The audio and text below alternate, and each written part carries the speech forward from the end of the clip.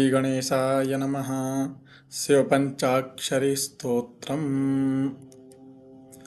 नागेन्द्रहाराय त्रिलोचनाय भस्माङ्गरागाय महेश्वराय नित्याय शुद्धाय दिगम्बराय तस्मै नकाराय नमः शिवाय।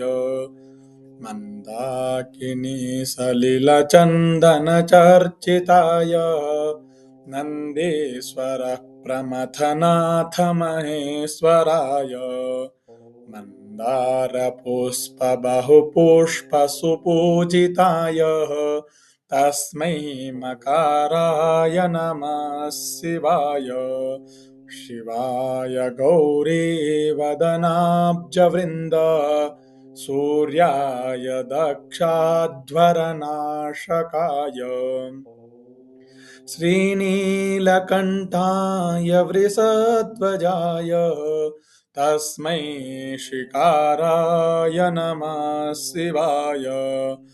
वसिष्ठकुम्भोद्भवगौतमार्य मुनीन्द्रदेवार्चितशेखराय चन्द्रार्कवैश्वानरलोचनाय तस्मै वकाराय नमः शिवाय। यक्षस्वरूपाय जटाधराय पिनाकहस्ताय सनातनाय दिव्याय देवाय दिगम्बराय तस्मै यकाराय नमः शिवाय। पञ्चाक्षरमिदं पुण्यं यः पठेत् शिवसन्निधौ शिवलोकमवाप्नोति शिवेन सह मोदते। ॐ